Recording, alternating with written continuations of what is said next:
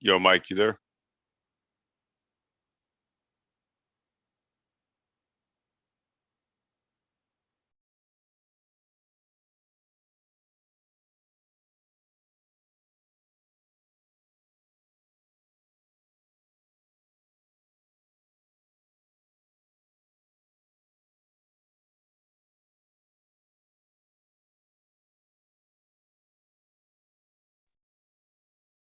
All right, I think we're live.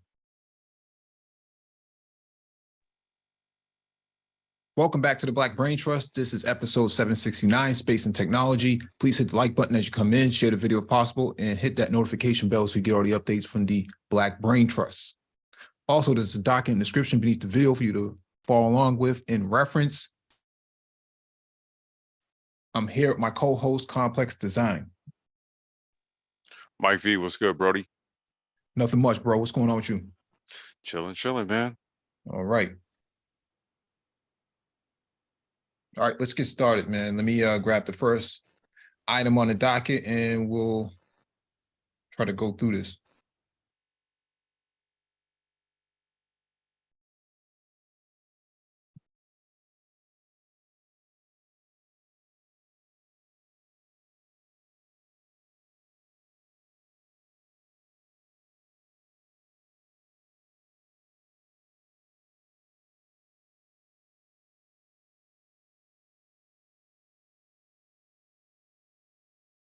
All right, let me bring this down here. Actually, let me not do that. Find something else. Oh, it's not what I'm looking for.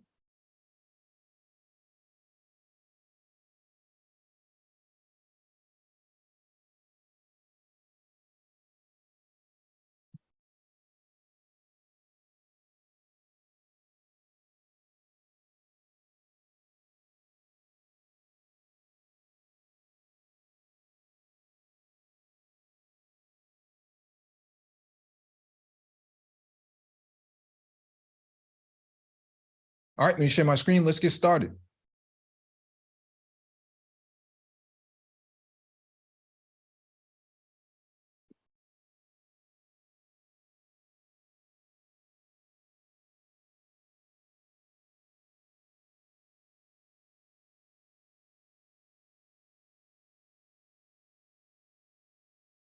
All right, let me know if you can see my screen.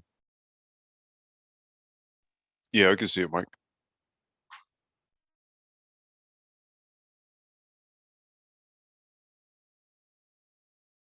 All right, first item on the docket is from scientificamerican.com.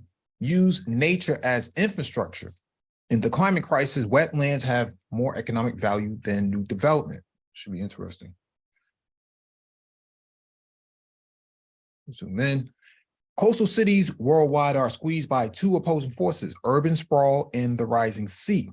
This struggle is intensely visible in the flatlands of South Florida, where growing neighborhoods are routinely flood and saltwater inundation damages the estuaries that protect communities from the worst of our climate crisis. Massive resources are being put into environmental restoration projects there, and development is subject to many layers of approval.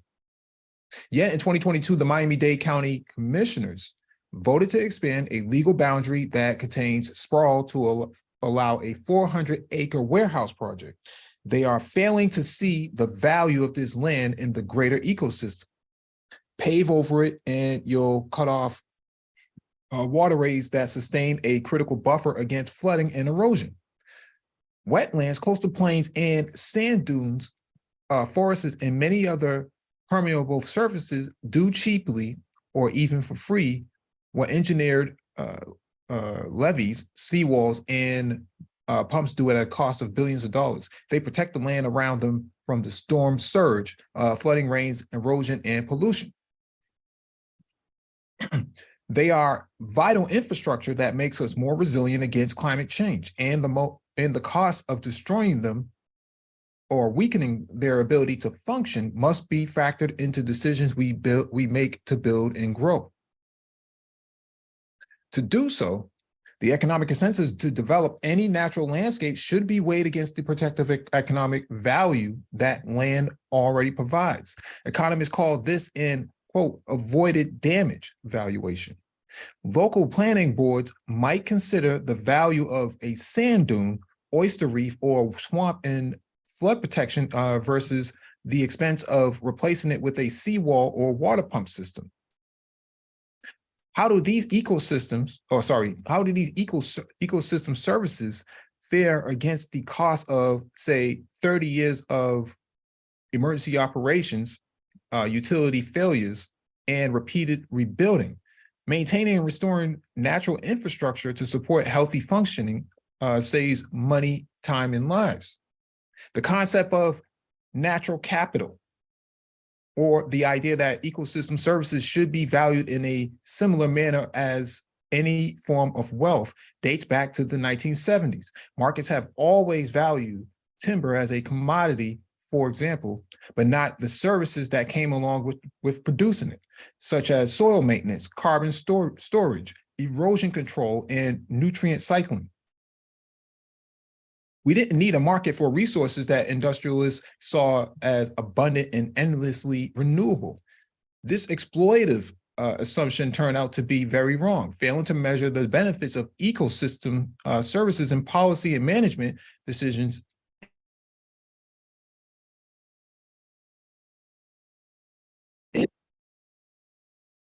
Recent corrections to earlier misunderstandings of the value of nature, a 2021 World Bank report said that natural capital should redefine wealth.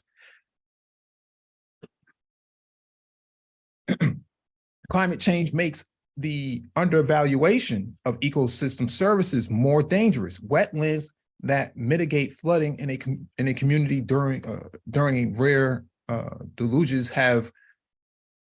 will have far more economic value in 2050 when damaging storms arrive more frequently.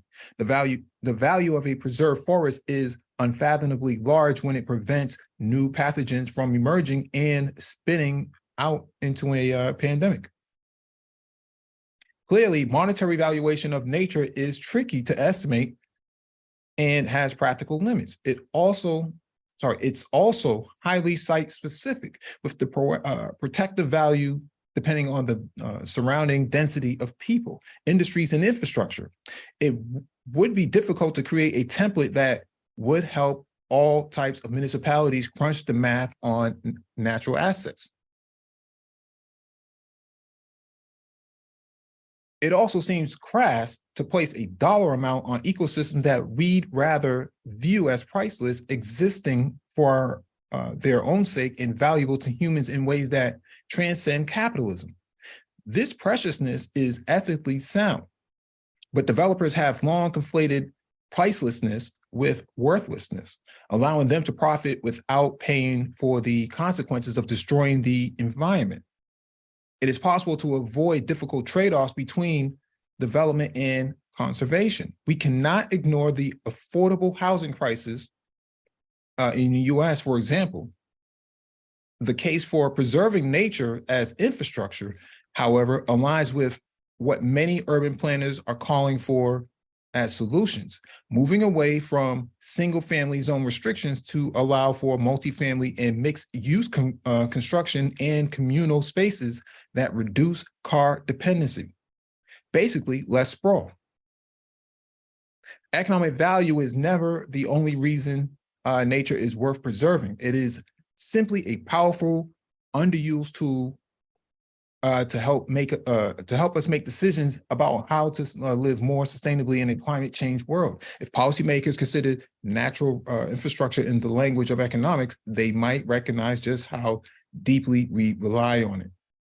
So in Florida, a lot of Black people live in these sort of protected environments where inadvertently the nature itself, the highland or the elevation of where their houses are, where their buildings are, the buildings that they live in. I'm thinking of like Miami-Dade and these areas.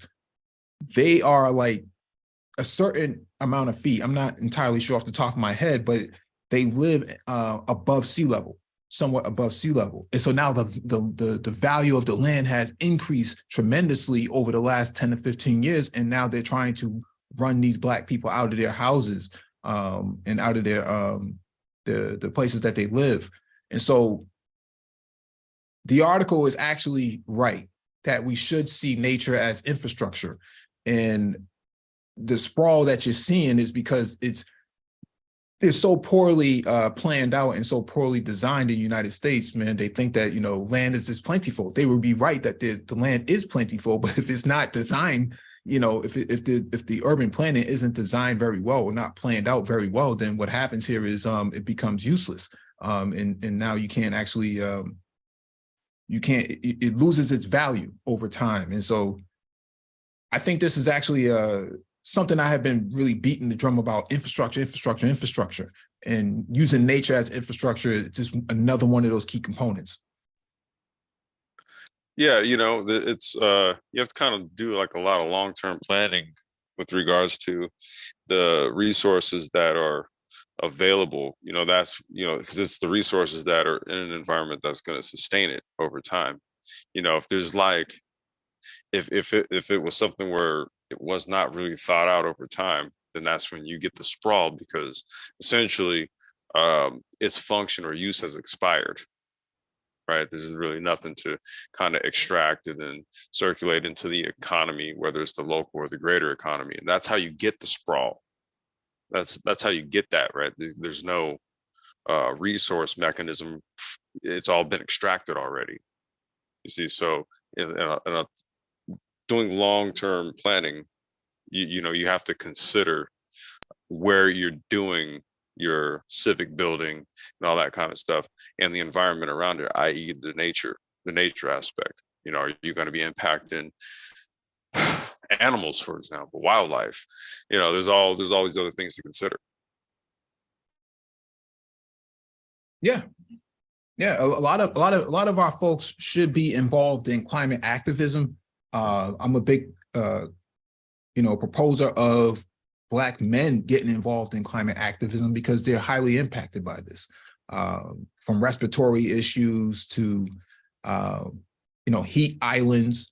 You know, we know that, you know, in predominantly Black neighborhoods, we covered this a few years ago, that in predominantly Black neighborhoods, these heat islands generate 1.5 to 2 more degrees hotter, if not 5 degrees hotter in a lot of these urban, in a lot of these urban areas. And the reason why it's hotter is because of the asphalt and the vegetation around there is lacking. A lot of weeds that that don't really soak up the heat, but actually serve as an accelerant for it, and just makes the environment that much hotter. And then crime actually goes up in these areas. People are more irritable and irritated. There's a lot of reasons as to why you should actually be out there fighting, on the activist side for climate change, especially at places like COP27 and the next COP28. I think that already just passed. I think Black men should be at the forefront of all these things. So let me get to the next item on the docket from Interesting Engineering. World's first solar panel carpet on railway tracks may generate electricity.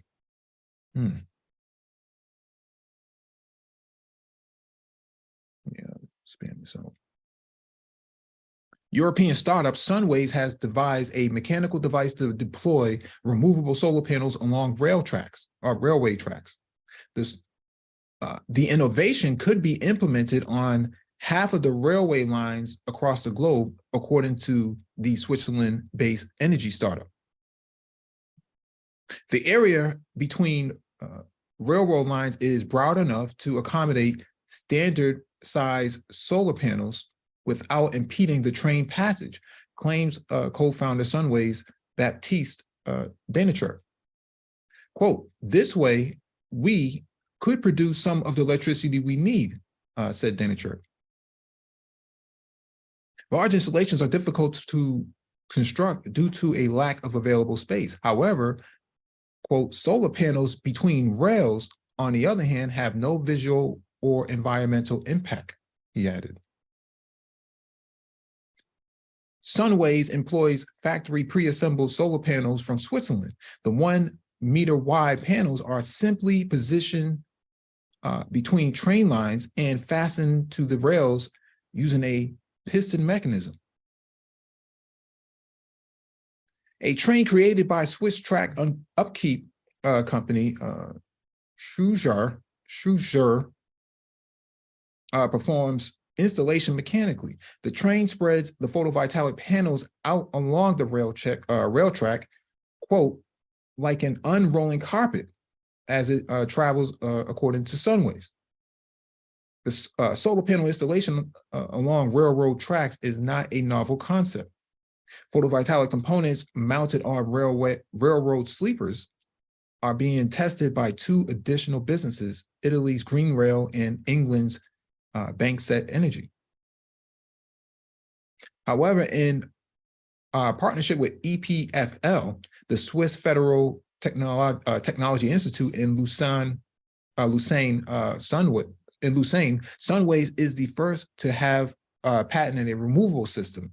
Danichurch declares, quote, that is the innovation, according to him. The ability to remove the panels is necessary in order to perform maintenance tasks like rail grinding. Trains continue to travel along the lines without incident thanks to rail grinding. This is something. I don't know. What's your take on this complex? So just so I can understand this, right? So they're laying panels in between the rail tracks, and then that then electrifies the tracks? Yeah. No. It doesn't electrify the tracks. What it does is it connects back to the grid. Oh, okay. Well, that's a good use for it. Connects back to the grid. So if each panel, so if each panel, let's say a panel puts out 300 watts each, and you just laid out, 10 miles of panels. I mean, that's a lot of energy. We know it's a lot of energy, right? Mm-hmm. Yeah. At its peak point, and you're talking, let me just do the math real quick. I think another use case is to have that same type of setup, but then it actually electrifies the rails, and now you're using an electric tram car type of thing situation instead of the overhead lines. So now you're talking. Well, that's it's not enough energy, because those were. I was just doing the math, and the math is you would have at least 30 megawatts over 10,000 panels, which is the equivalent.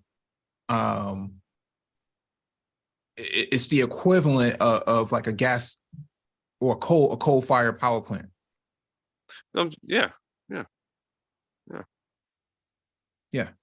the equivalent of coal-fired power plant. My only concern is who cleans the panels. I mean, they would have to. I mean, all the dust that I would say they'd have to have trains some sort emit, all the soot and whatnot. I would say they have to have some sort of this, like a rail car cleaning, it goes behind one of those. Have you ever seen those trucks that can go on the rail cars? They slide the little rail wheels down. So it's like a regular F4 F-150, but then it has this mechanism where they slide the rail cars down. And they typically do that to do track inspections. But let's say that thing could tow a cleaning machine behind it, and it just runs the course of the rail tracks, and it has like this spray thing, kind of like at a car wash. There's like a spray, and there's like a rotating brush, and then maybe like another nozzle that sprays just clear water behind it to rinse everything off. Come up with some sort of mechanism like that. Yeah, Aquatech in the chat says a squeaky car. Yeah. Yes. Yeah. Some you just tow behind to clean them. Yep. Yeah, I just think that you have to have a lot of railway planned out. I mean, I know when I was a kid, we used to walk along the railroad tracks, man, kicking rocks and stuff, man. I can't imagine some people, man, may come by there, may. Did you ever put pennies on the rail tracks? Yeah. Yeah. Yeah. Yeah. My only thing is that they never really stay on the track, primarily because the vibration Yeah, and the the vibration. Yeah. vacuum from the train would knock off the penny from the rail itself. And so I never really had the experience of flattening a penny, but I can understand some people would like to see something like that happen.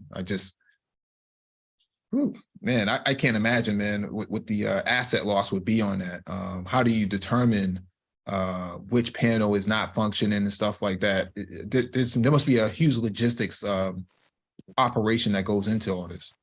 No, I think it would be you could remote, you could do like you could have remote diagnostics. Number one, I think more than anything, dude, it's more or less like theft and damage. I mean, I think that would probably be like the main thing, man. Well, I People think just if running up. the Go ahead. yeah, I think if the panels are proprietary, I think that if the panels are proprietary, then you can't really reuse them anywhere. It's kind of like a manhole cover. Like you could recycle it, but who's going to take it? Right. If anything, you get reported if you if you try to. Yeah. Same thing with catalytic converters now. I mean, you could take it, but if it has a stamp on there, you're not Oh likely to yeah, be using it anywhere. Yeah, that's a fail, dude. That's a felony. Yeah. Yeah. All right, next item on the docket is from bicycling.com.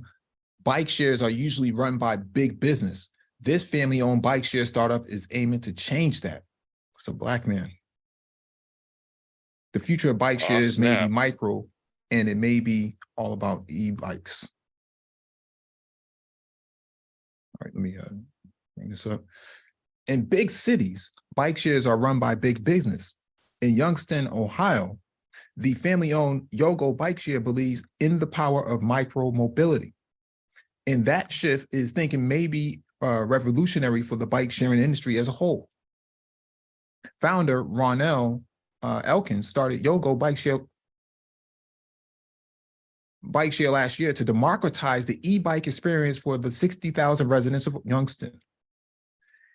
He told Street Blog in a podcast interview that the idea started in 2017 when a trip to DC and a look at their bike share system got him thinking about how his town could benefit from bike rentals. Right around the time the Black Brain Trust got started, we were talking about micromobility. Okay. Rather than seeing the small towns size as a deterrent, Elkins saw it as an entrepreneur opportunity to rethink how bike shares could work.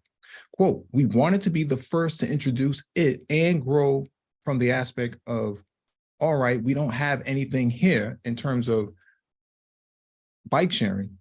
There's no rules or guidelines to it. Let's create the rules and the guidelines to bike sharing in our community and grow it and see how it works, he said in the interview.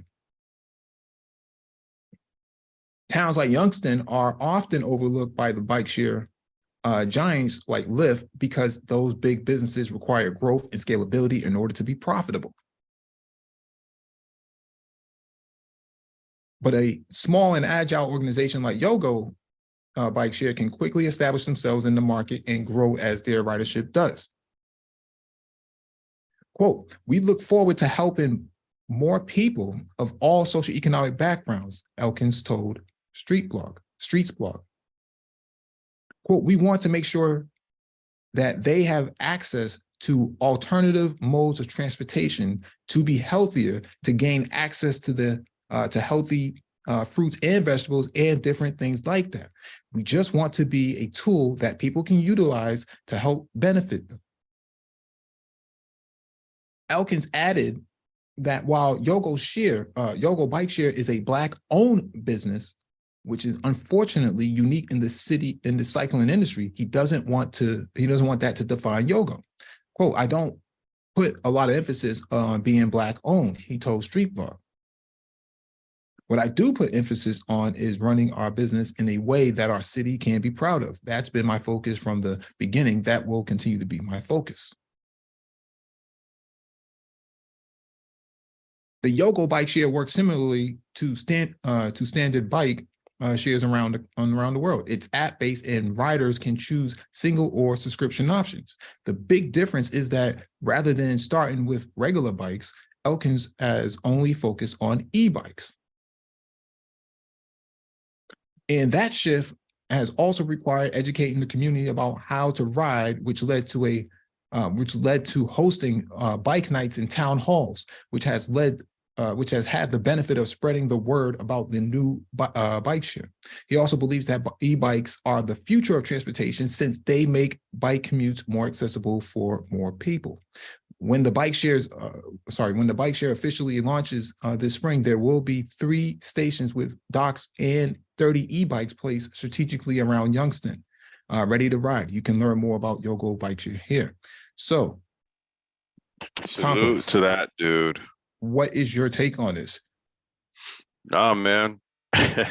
He's literally doing what I'm doing and what we've been trying to get the awareness out on for a lot of us who want to really get off into this next phase of what transportation is going to look like. This is it right here. And you see that he assessed the environment, saw a need, and you see what he's doing. Yeah. I mean, 2017 started off around the same time we were having these conversations. People were laughing. You know, there were a lot of people who laughed and said, huh, that will never get off the ground, right? And now here we are. He's on a different coast than you are, but the thought process is the same. It's so the same. How can anybody say that the Black brain choice was ever wrong? Who can say that we were ever wrong, right? And so this is the type of stuff that we've been really beating the drum on, the importance of universal basic mobility, UBM, and e-scooters, e-bikes, e-transportation, micro infrastructure, putting up bike racks and things like that make things more efficient and more. And actually, he talked about writing the rules. Right, there were no rules, so he wanted to be the first one to be out there on, hit the ground running. And that's what I mean, man. It's like this is the way you own your transportation routes. You maintain you maintain your community in terms of starving off gentrification. This is how you do it. Shout out to Montel Jordan. You have to be a stakeholder in this new form of infrastructure that's being rolled out here. He saw it. He saw it ahead of time. He saw it. Yeah. So no rules on the books. No rules on the books. Let me be the guy. Yeah. He turned the city into a sandbox, basically, that there were no rules, there were no regulation. Let me write it for you by being the first one to hit the market. And he got it from seeing, traveling to somewhere else. I mean, not that he's a passport bro or anything like that, but he went somewhere else and said, okay, why are they doing it this way? But where I'm at, then we ain't not doing that at all, right? And so he took initiative. And that's actually a pretty snazzy looking bike too, Yeah, that's whatchamacallit, is it a Okai? I think it is. Or Okai makes a bike just like that. It's a belt drive. Like it's I think it's mid drive. Yeah, it's a mid drive, and it's also belt driven. And you see the down bar coming down. Okay, the battery is in there, and that's like about a 12.4 amp hour battery in there. And that motor's probably like 250 watts. Yeah, cool. Yeah, I going to tip my hat to him, man. I'm just saying, man, that's proof. That's all the proof. It's all the proof you need right there, man. Damn. Yeah. And it's only going to expand.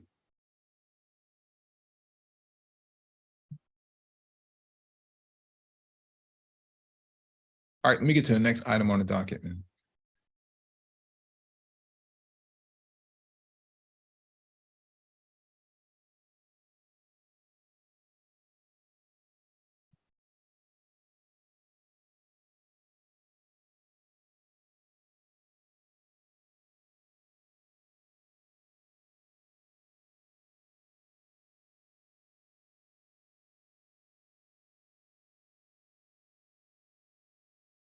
All right, this is from Forbes.com, robotics in Pittsburgh, what other regions can learn. What just happened? I'll start this article by admitting to a bias. When I think of software, especially artificial intelligence, I tend to think of Silicon Valley and then, if I must, of Boston. I know that it exists elsewhere, but it really comes to mind. There's a great school for computing, and I'm sure other things I know of, but I really consider where it is. The school is Carnegie Mellon University, CMU, and the city is Pittsburgh. One critical focus of CMU's research is robotics. I'm not usually focused on theory, so let's take a look at what's happening in the Pittsburgh area in implementing robotic solutions in the real world, not only at CMU. Let's start with how CMU became such a center for robotics. When the concept of robots goes back thousands of years, the modern incarnation of manufacturing robots arrived in the 1950s. They were simple and repetitive, but researchers were always looking for more capabilities and, yes, intelligence. Universities began researching them, and by the late 70s, were getting serious. Carnegie Mellon created their Robotics Institute in 1979. A quick tangent. For decades, I've said that AI is whatever we still don't know. As soon as an area of AI becomes well understood, it becomes its own area, and AI remains what's left. Vision and conversational systems are two examples. Robotics, on the other hand, is a blend of mechanical engineering and AI. The first systems were mechanical and electrical. There was no intelligence. As stated above, very rapidly, the want for more intelligence for robotics blended the two arenas. It's a very interdisciplinary arena. Now back to our regularly scheduled column. As happens near most research universities, there was a clear migration from theory to practice. A long history of academics, their students, and even in the case of computing, IT departments starting businesses. Today, Pittsburgh is home to at least 100 companies working to create solutions around robotics and AI. One thing the region has learned over the last decade, quote, any city, county, or region looking to expand and diversify its technology workforce, began Joel Reed, Executive Director, Pittsburgh Robotics Network, must look at the existing strengths and expand on them. The Pittsburgh region was able to grow robotics much faster because of CMU, early companies, and a supportive ecosystem. Another point he made was the need for strong communications between all three sectors: academic, business, and government. If they are not leveraging each other's strength, they will slow progress. I've been saying this. One key is the need to point out that it wasn't only a pure, quote, academic to business flow that many like to imagine. Governments are needed to enhance the technology transfer and to create an environment that enhances the growth of new companies and business sectors.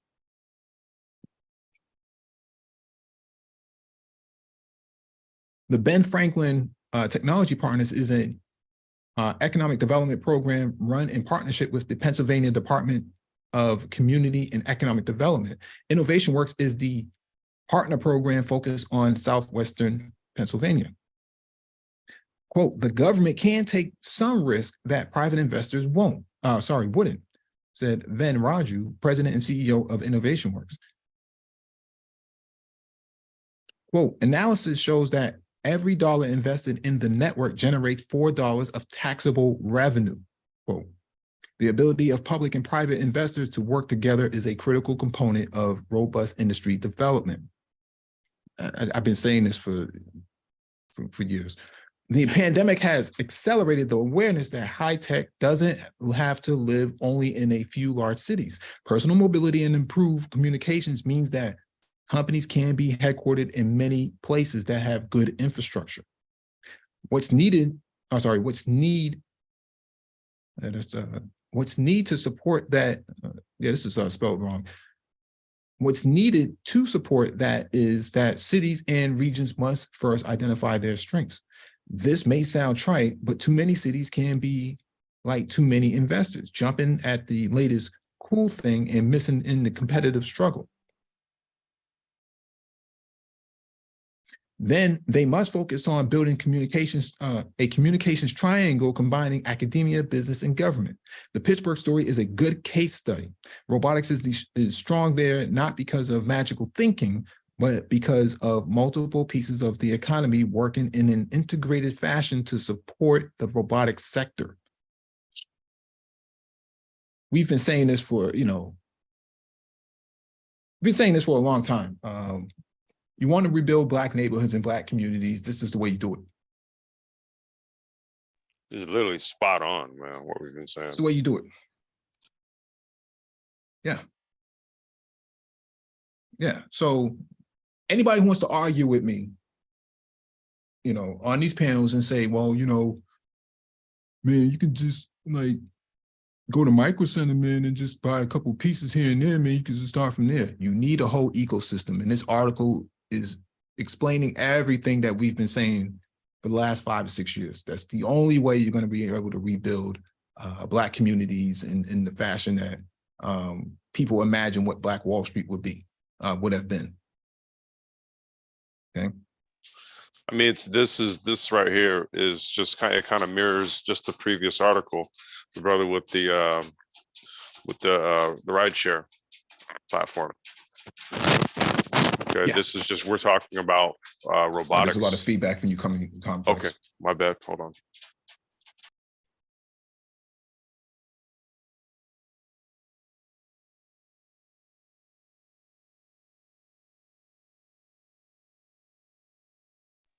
Hey, Mike, am I good now? No, there's a lot of all right, hold on. There's just a little bit of feedback in the background, but that's fine. Okay. Yeah, but this is a blueprint of how you would actually go about doing it. There is no you don't have to be in Silicon Valley, like you said. You don't have to be in in these big urban centers like New York or Silicon Valley or Seattle for that matter. This is how you would actually do it. This is the A to B to C, the A to Z, soup to nuts. This is how you would actually do it. You need an ecosystem. You need good academic support, and you need good government support. And if you don't participate in the political process, I can tell you right now, you're going to fail. This is going to fail. It's never going to work.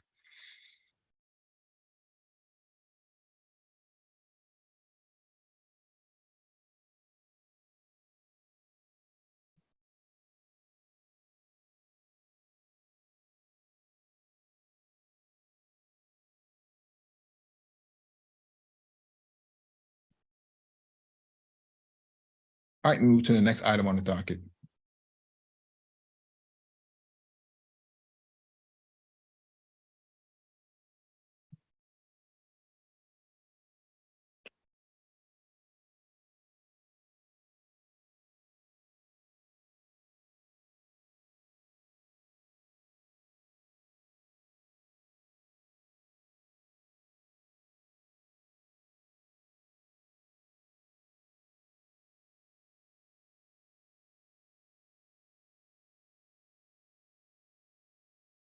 All right, this is from Benzinga.com. This tech startup says autonomous mower is the eco-friendly answer to the labor shortage in the landscaping industry. I didn't know there was a shortage to begin with.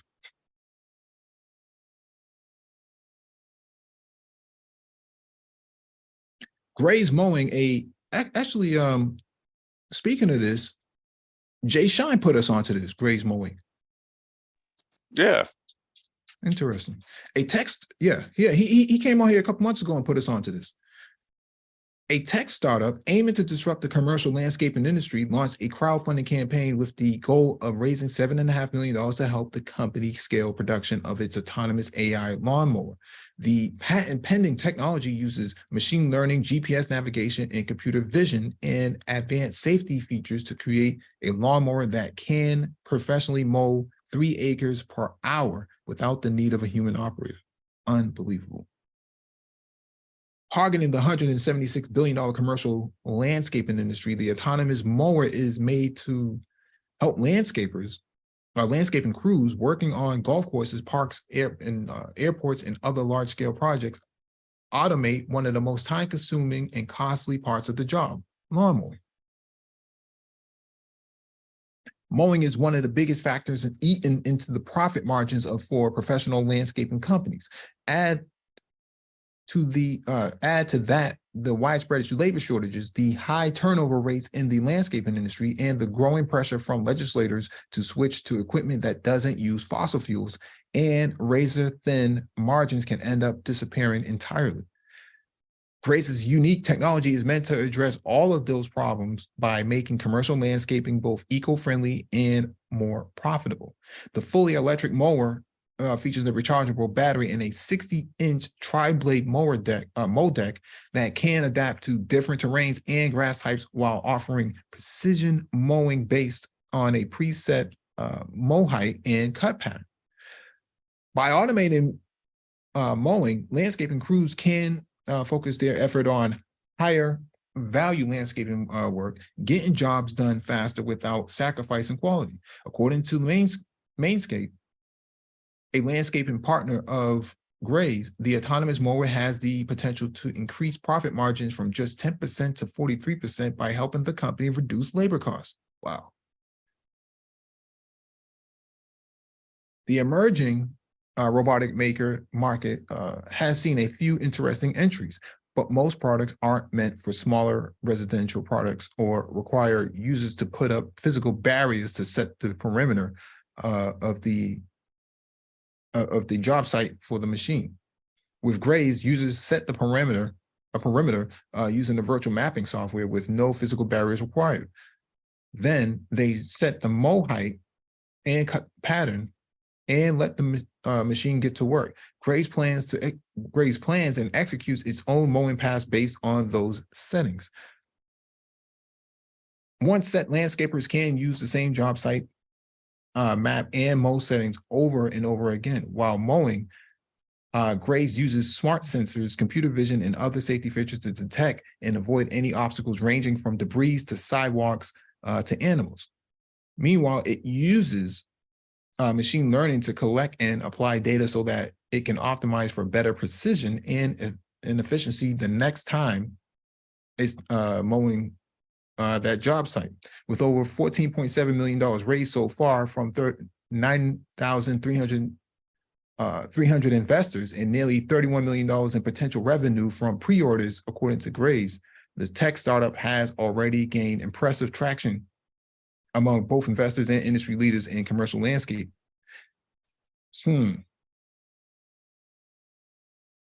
What's your take on this, Complex? I think that we've talked about robotics and autonomous vehicles enough to we can rationalize that this was eventually going to come. Well, I mean, in California, there's going to be a ban on small gas motor mower equipment, like leaf blowers, weed eaters, and lawnmowers, I believe. Right. So you have to use electric stuff. Right. So I can already see the jump off happening here starting next year. So with a lot of gardeners, let's just say, for example, what if they started using these types of equipment where like they have like a whole block that they do, right? Like say on like a Monday, and then there's like another area they do the whole block there on Tuesday, et cetera, et cetera, et cetera, right? So they just pull up and then they have these things, right? They just hit a button. Everything's already mapped out, right? All of the different houses that they have to do on that block or what have you. And like they just roll out just do it, right? So I can already see that. Yeah.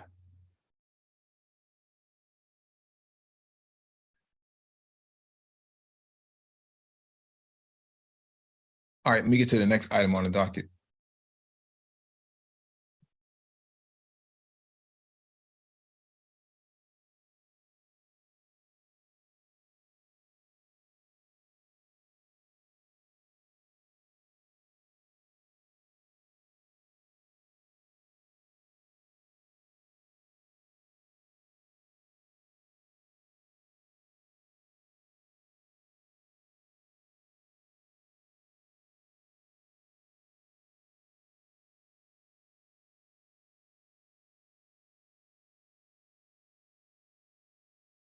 All right, this is from CNBC.com. Zipline unveils P2 delivery drones that dock and recharge autonomously.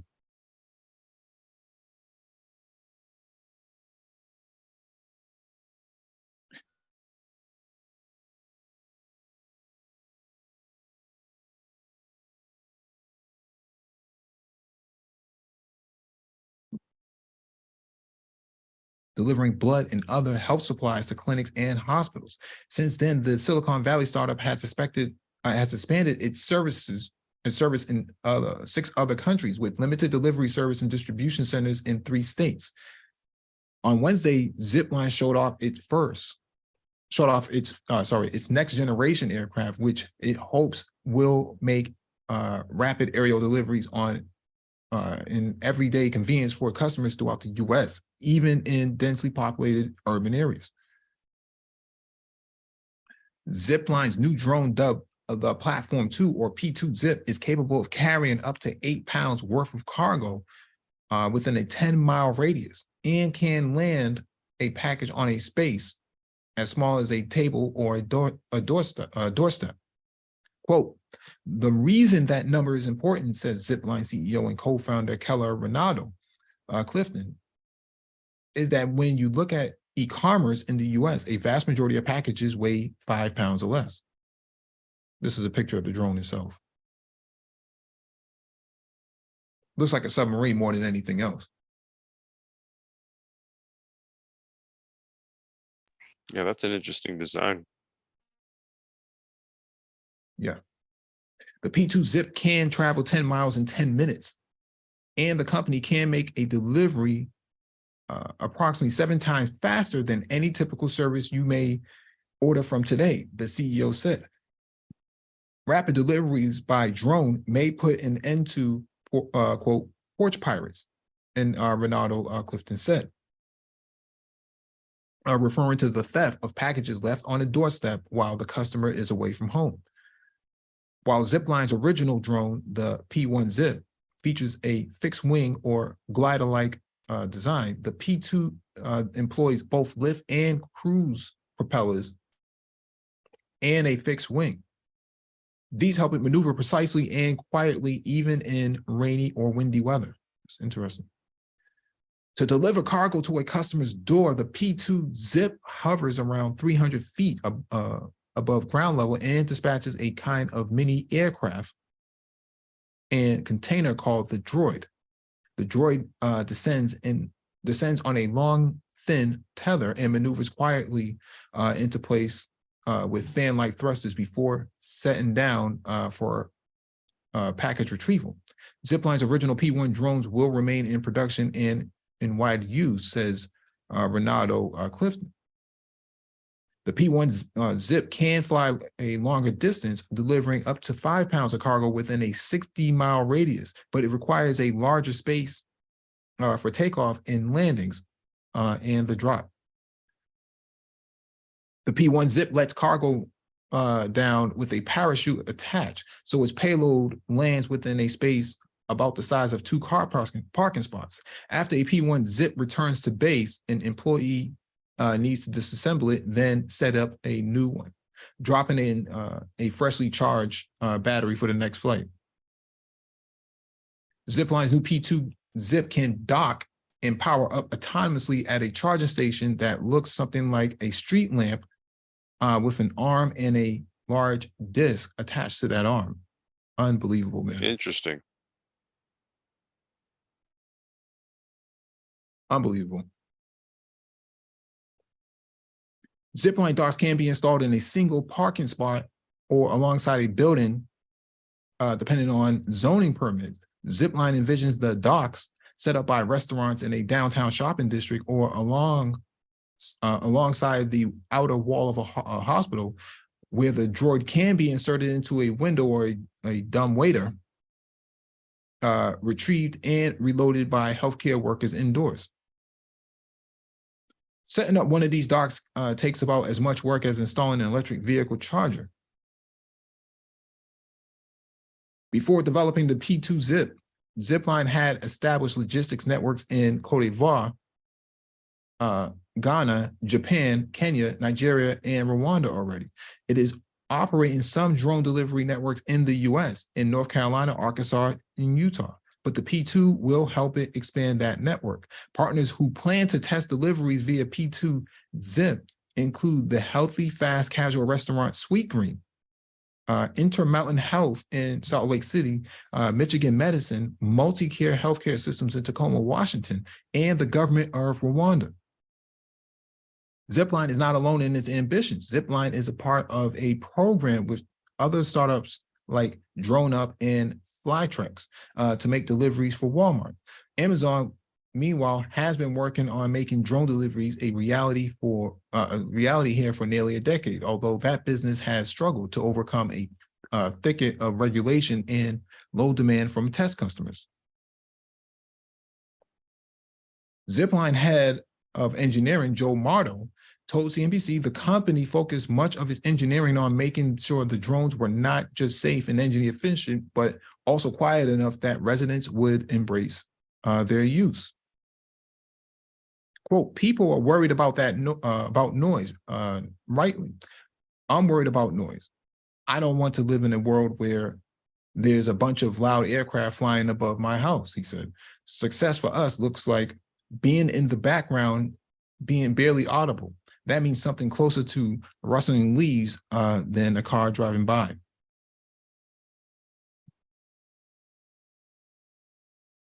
You know, that's a pretty badass drone.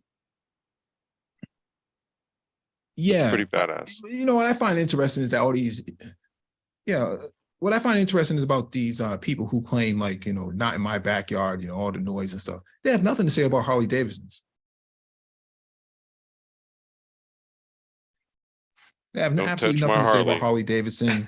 These guys revving up, yeah, or these bulldozers running around, with all this smog. Yeah, the coal rollers. Yeah, it's like, come on, man. Like at some point, we have to just be honest and accept the fact that we're not really interested in seeing other people's success. In my opinion, I just think that there's a lot of, fear of thinking, I worry about, drones flying over my house and all that noise they emit, but you have nothing to say about these Honda Civics with their super loud exhaust systems, man, I mean, I don't, dude, it's all these dirt bikes riding up and down the street. The noise that drones emit, in terms of decibel, it's far lower, and it's not anything where it's just like some sort of constant buzzing or something like that over your head. That's not what it is. Yeah. But live by a busy street, and you're gonna hear cars all day, every day. Yeah. All right. This is from University of Michigan.edu. Testing driverless vehicles becomes child's play for University of Michigan grad student. Zoom in on this. If you want to see the future of fully autonomous vehicles, it has a curb weight of 7.25 pounds and a wheelbase of about 28 inches. Maximum cargo weight is 50 pounds and emits 0 grams of carbon dioxide per mile. But don't call it the car of tomorrow, because it's been on the market for decades as the Little Tikes Cozy Coupe. And not to be confused with yellow and orange. Yeah, the yellow and orange toddler-powered classic kids toy now finding a home at the M-City test facility at the University of Michigan.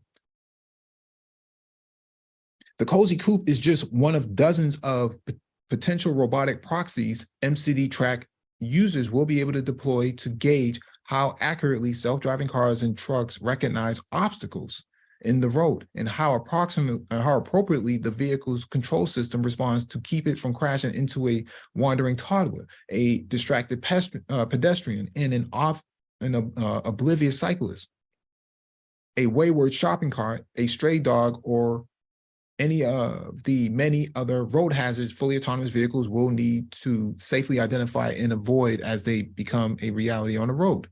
Quote, when you're testing autonomous vehicles, you want to be able to test that they'll actually be able to brake if there's something in front of them. But you can't have real people running in front of the car to see if it will stop. If you hit people, they are expensive to replace, jokes Ryan Lewis, 25, who's developing the proxy concept for M-City. Quote, instead we use proxy objects which look like mannequins or fake bicycles or any obstacle that you'd want to avoid hitting. M-City, a public-private mobility research partnership led by University of Michigan, already offers a number of real-world obstacles that test vehicles encounter on a 16-acre track. They include intersections, stop signs, and red lights, as well as such threats as oncoming traffic and approaching trains that are projected via virtual reality tools into a test vehicle's computerized sensors. The addition of what can become a never-ending variety of random creatures and objects unpredictably crisscrossing M-City's roadways adds an increasingly complex level of threats that self-driving vehicles will need to successfully handle.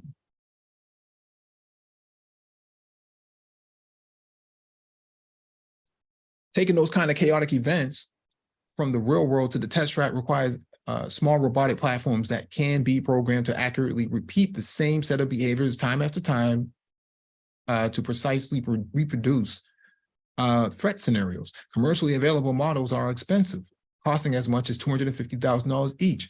They are also designed to be overrunnable, meaning that they are very durable and flat to prevent damage when hit at high speeds. These units also run on proprietary software that can make them difficult to integrate with test vehicles and M-City systems and can constrain the type of tests M-City clients could run. Quote, we have an older version of one of the overrunnable units and it's pretty finicky, Lewis said. The software that runs on it is less than robust.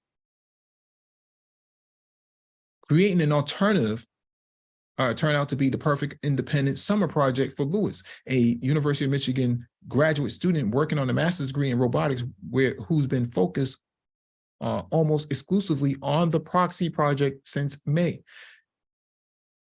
It's been an unexpected twist for someone who had previously found robotics to be mostly uninteresting going back to high school in Oswego, Illinois, when his father, a seasoned IT professional and programmer himself, presented him with a Lego robotics set that ended up sitting on the shelf. Quote, I was like, I've got band practice and homework and college applications, so there was no time for Legos, Lewis said.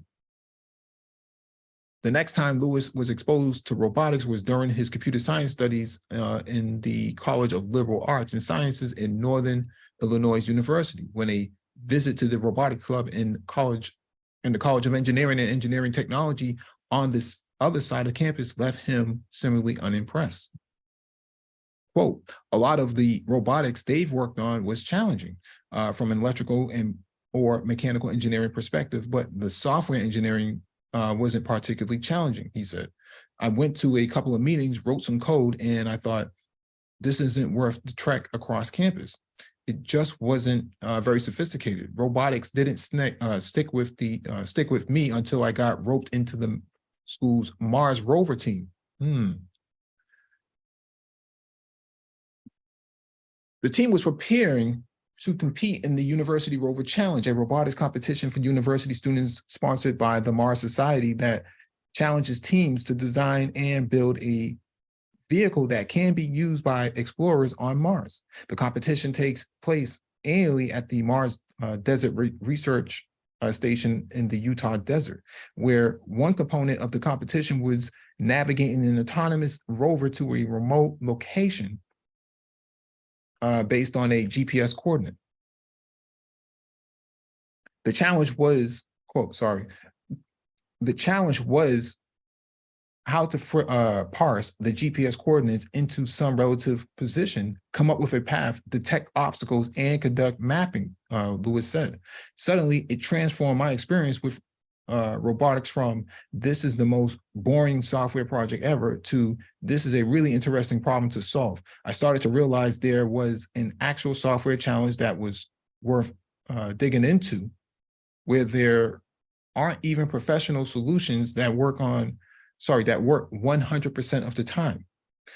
One professional solution Lewis is using on the MCD proxy project comes from Segway, makers of the two-wheeled self-balancing stand-up scooter, mostly commonly deployed in security patrols and city tour groups.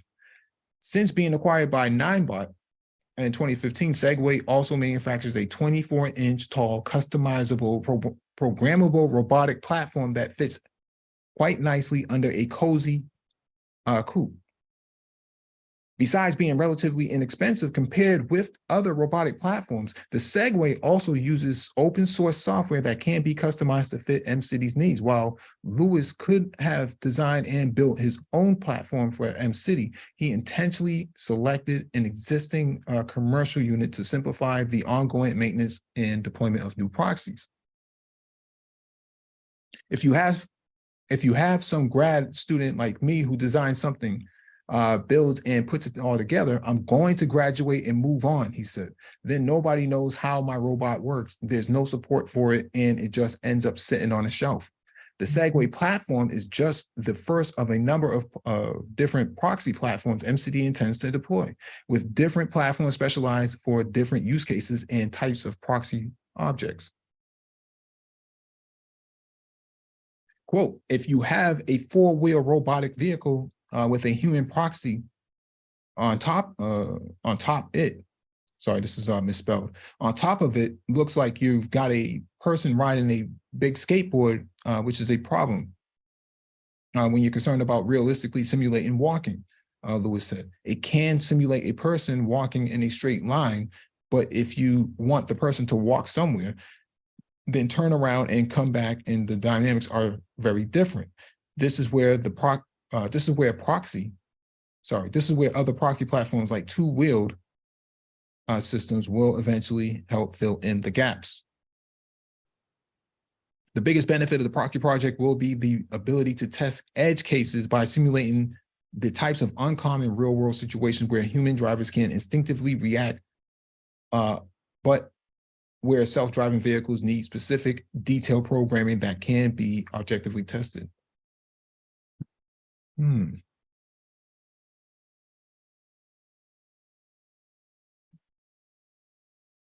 Quote, the idea is that we can support as complex, no pun intended, an environment as any client needs, Lewis said. If you want to simulate a busy street with a bunch of riders in the bike lane while a pedestrian cuts in from the left, we've got proxies that can do that. So he's talking about autonomous e-scooters. Yeah, essentially. I mean, it's really what when he says two-wheel cases. Yeah, two-wheel cases. So he's talking about e-bikes and e-scooters. Yeah. In bike lanes. Yeah, like little roaming vehicles and shit.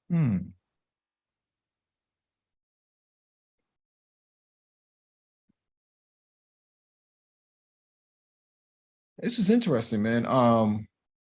But here's what I'll say about this guy. I think he's a spoiled bastard, to put it blunt. He's so uninterested in robotics, and he's just so uninterested in Lego Mindstorm kits and stuff like that. He's spoiled. You know how many Black people I know that would kill to be in a program for something like this?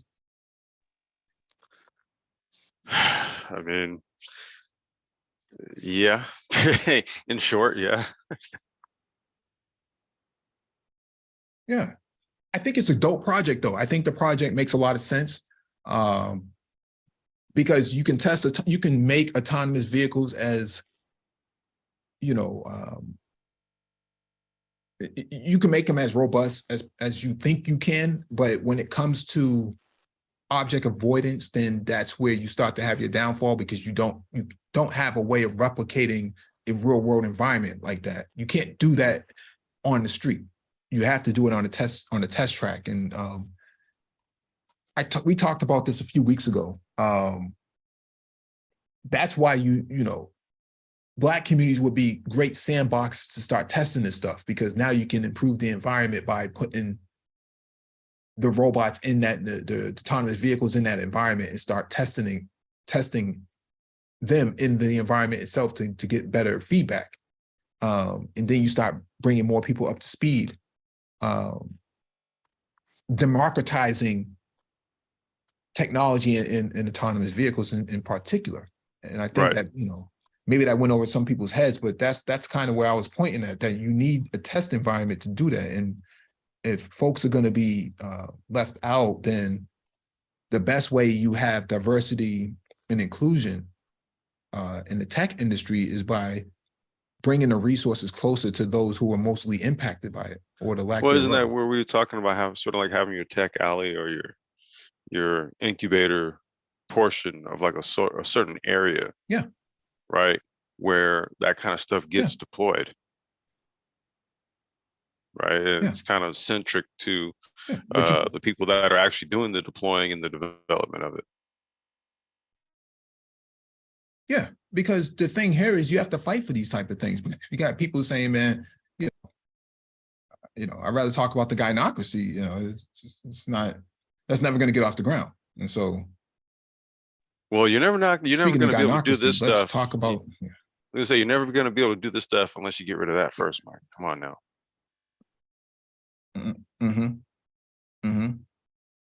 Complex, if you could drop the link in the chat, the Zoom link.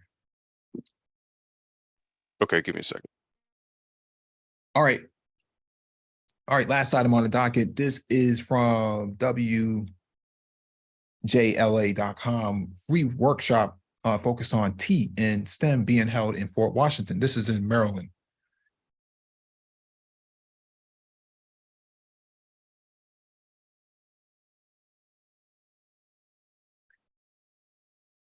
Seven News on your side with an opportunity for young people to learn about the tech industry. There's been a push to emphasize STEM in schools, and next month there's a free workshop focused on the T in STEM. It's called the Flash Tech Summit.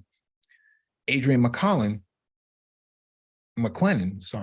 has been in the industry for 15 years and created this conference 6 years ago to expose young people to the tech industry. She says, we know they are on their phones and devices, and we've all heard of coding, but there are so many other ways to monetize these skills that are already ingrained in their daily lives. It's just a matter of exposing them to what that looks like.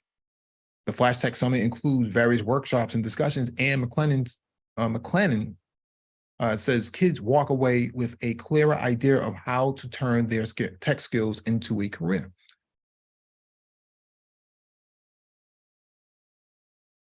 We have a panel of people working in the tech, and the kids get to ask all the questions, said McClennan. Even if they don't end up working in tech, it's so ingrained in every type of career. You're touching it at some point, no matter what field you're in. So having a good understanding of that can level up no matter what field you're in. McClennan says it's very important to her that the summit is free. Quote, activities cost. I want kids to be able to access this regardless of cost. And if you have multiple kids, you have multiple activities and multiple costs and fees. I wanted to do something free at least once a year, a mini conference for kids with small workshops where they can learn about different possibilities in tech, she said. The summit starts April 15th at the Southern Regional Technology Recreation Center off of Bark Road in Fort Washington for kids ages 7 to 17. Eventually, McLennan hopes to incorporate internship and entry-level work opportunities into her summit. So much for the gynocracy holding everybody back here. So much for that.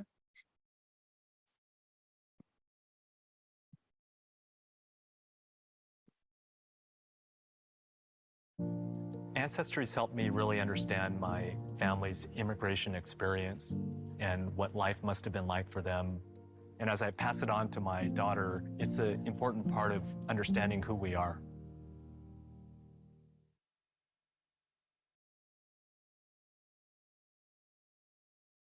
To emphasize STEM in schools, and coming up next month there is a free workshop focused on the T in STEM. It is called the Flash Tech Summit.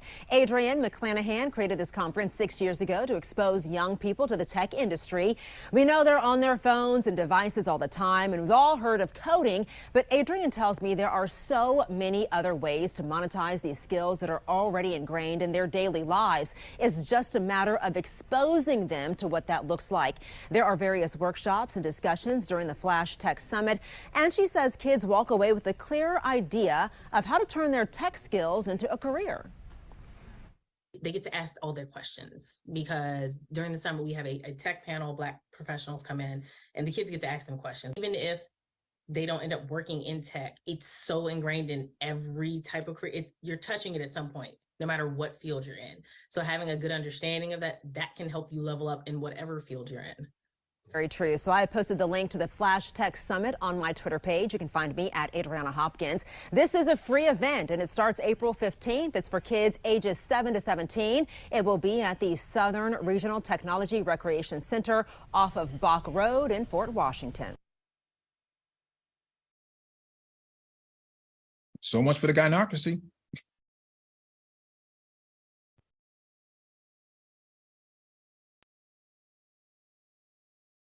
So much for it.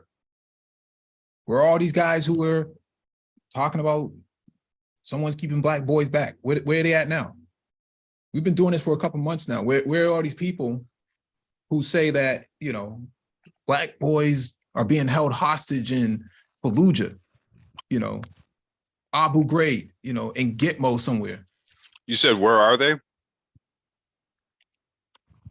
Yeah, where are these guys? Where are these guys at? Oh, they're out here saying that, you know, money is a human construct, so why bother with any of this shit? Yeah.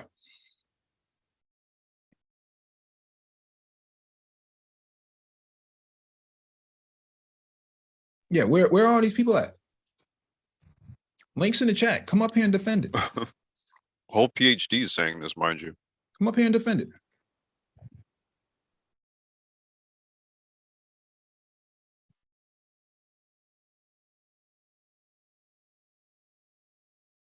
The gynocracy is holding Black boys back. Where are all these people at, man? These late night live streams, where they at? Where are all these people who do these things behind the wall that want to tell you that, you know, that gynocracy is holding these boys back that you see on screen? This Black boy right here is being held back by the gynocracy. I see the numbers are dropping. People are leaving. But oh, you don't like what I'm saying? Oh, really? Yeah, the numbers are dropping.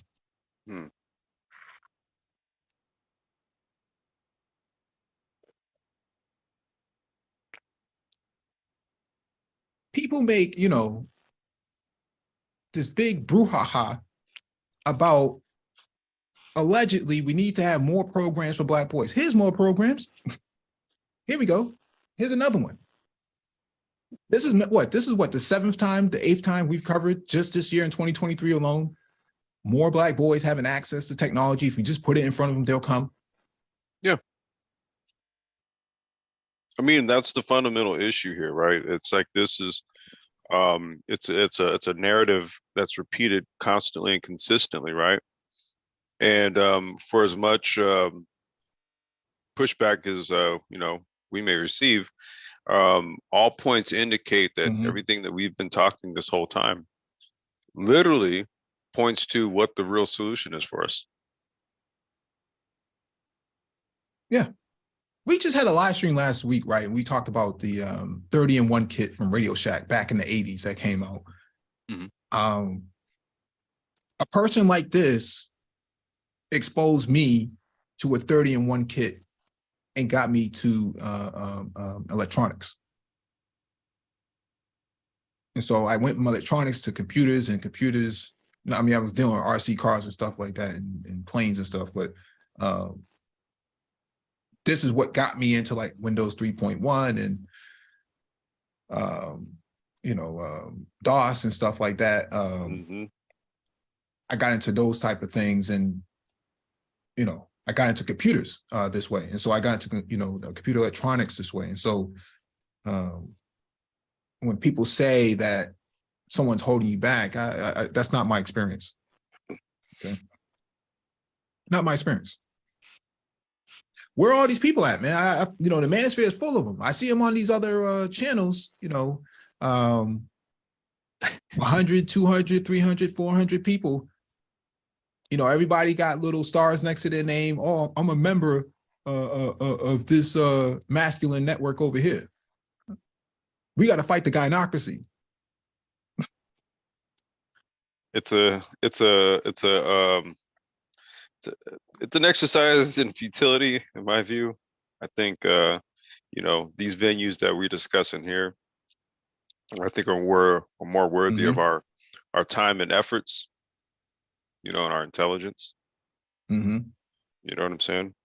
Because this is pathway forward, man. There's not. I was on For the Record TV doing a conversation about the impact of technology and stuff, right? So shout out to Topaz and Third Ward and Brandon L. Eisen and all them for having me and Professor Black Ops up there. Shout out to him too. And we were just talking about like the long-term outlook on all of this. And it's kind of like, if we're not engaging in this right here, I mean, you see when it's either the social media conversations or a lot of like the boogeyman around the corner type of viewpoints, or we look at the very on the ground, boots on the ground level approach. And what we see is that you got to get rid of all of that boogeyman talk. Get that out of here. Doesn't apply.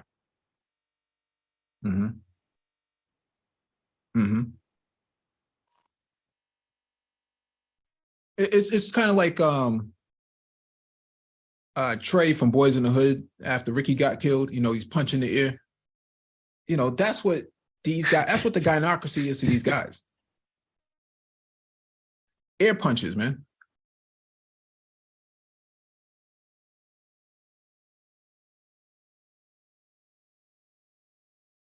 Links in the chat. How come? Where's all the gynocracy? The mercenaries, the gynocracy mercenaries, anti-gynocracy policies. With their Monroe doctrines. There'd be no gynocracies over here. I don't see any gynocracy stopping this person on the screen from doing what he's doing. Or the brother launching his ride share operation. Yeah. Not one peep of that word. Hey, where are these people at? I didn't hear one peep. Anything in regard to that, I was told that I would have an effect on what it is that we do over here. Not a peep, not a word to that. I don't know, man. Just a bunch of boogeyman talk at this point. Yeah. From Stacey Abrams to Passport Bros. And the gynocracy, is holding Black boys back. I'm looking at somebody on screen that's about to be, the next innovator.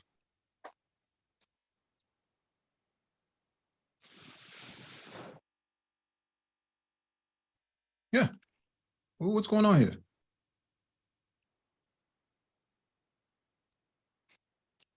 Do we have any guests? And it's free. It's a free event. Oh, this event right here? No, not to my knowledge. No. Yeah, the event is free. Yeah, the event is free. Hmm. The event is free. She said the activities cost, quote, I want kids to be able to access this regardless of cost. And if you have multiple kids, you have multiple activities and multiple costs and fees. I wanted to do something free at least once a year, a mini conference for kids with small workshops where they can learn about different possibilities in tech. This is coming from a woman.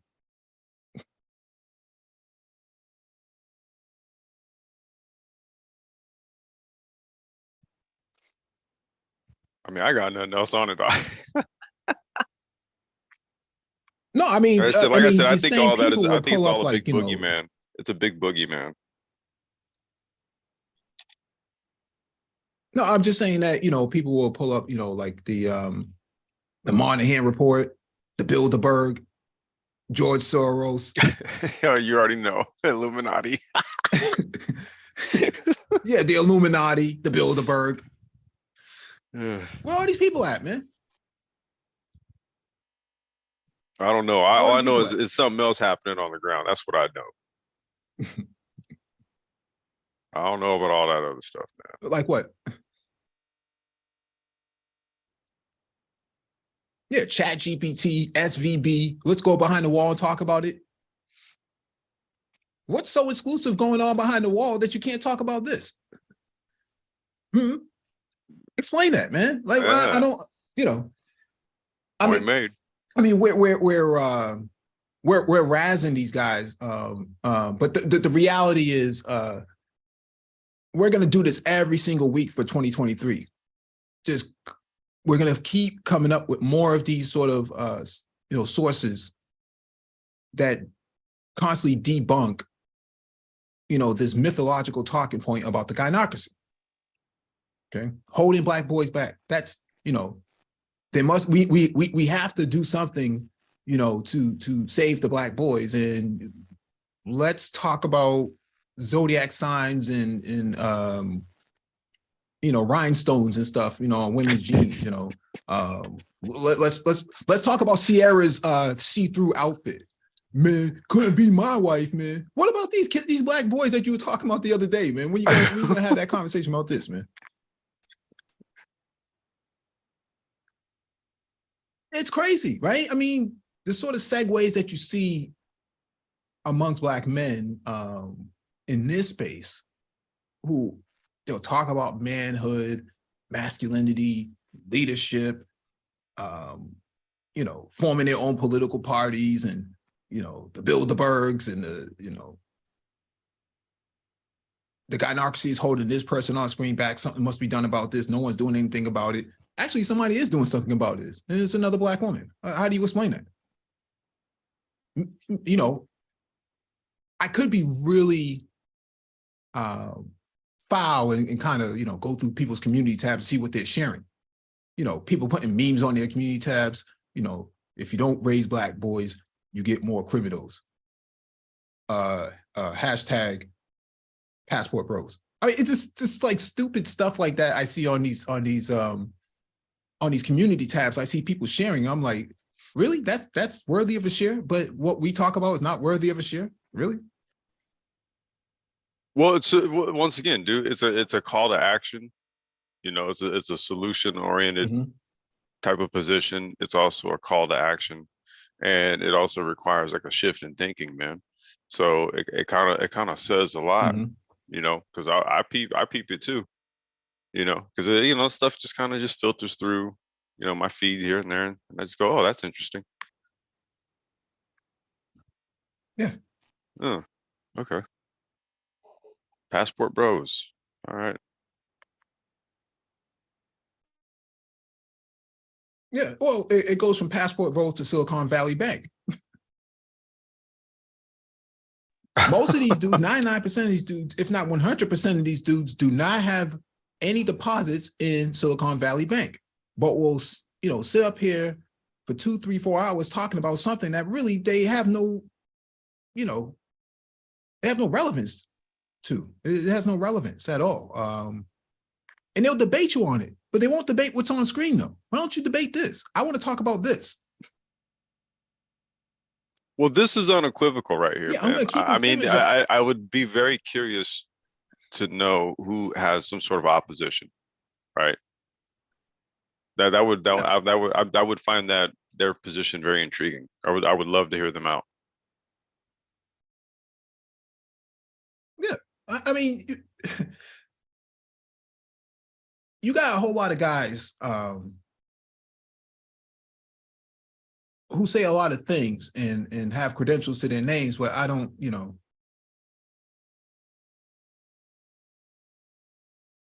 I mean, the same women they claim are stopping these boys, they want to bring these women to the table and have a conversation with them. Well, I'm curious to what to know what the conversation is about, because the conversation isn't about what's on screen right here. Then what are you talking about? Man, they're trying to put our kids in dresses, our boys in dresses. Oh, really? I don't see a dress in his hand on him. I see a white tee and a breadboard, a Raspberry Pi. Explain to me where the dress is. Yeah, laptop. Where the dress at, man? Yeah. Yeah, it looks like he has Windows 8 or something like that on there. It looks like he may be running some kind of coding program that's attached to it. So they probably have to go back to an older program. Point of the matter here is Windows 7, actually. The point of the matter here is this.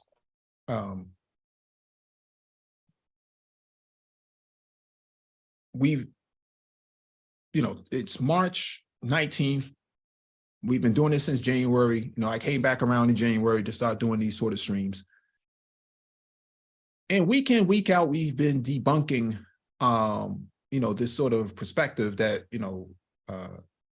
the Illuminati is stopping Black boys, from doing what this guy is doing on screen. We dropped the link several times. We don't see anybody coming up from that side. We know you're watching, I see the analytics, so I know who's watching what. When you're gonna come up here and defend this idea that, he's being held back? I don't see any dress on him. I don't see any barrettes. I don't see a scrunchie on his head. I don't see any lashes and lace fronts on him. I see a breadboard and a white tee and a laptop. That's his new crack spot, man. Yeah. That's the new crack spot, man. A Raspberry Pi and a laptop. So don't Passport bros. Don't pretend like we didn't give you an opportunity to come up. Yeah, don't pretend like we didn't give you an opportunity to come up. Well, no, there's always opportunities, bro. You know what I'm saying? There's always opportunities. Yeah. We do this all the time, so.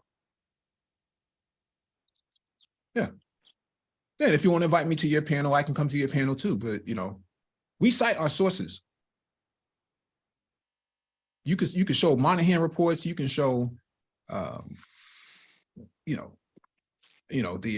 Mohawk conference, the Bilderberg.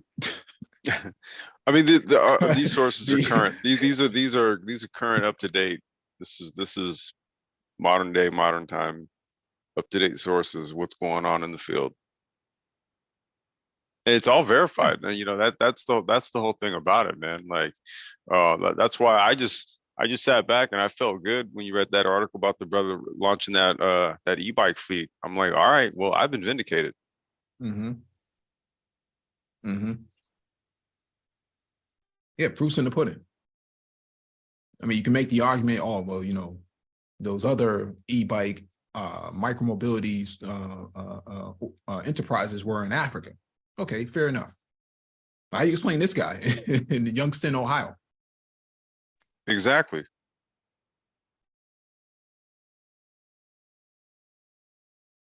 Insane, man. I don't think anybody's coming up. We've been waiting for the last 15 plus minutes, man. If not a half an hour. No, we good, man. We can wrap it up. Any last thoughts before we close out, man? No, man. Let's keep counting the pavement on this, man. Yeah. You know how we do it, man. Absolutely. Thank you all for joining us. Please hit the like button as you exit out and share the video if possible, and hit that notification bell so you get all the updates from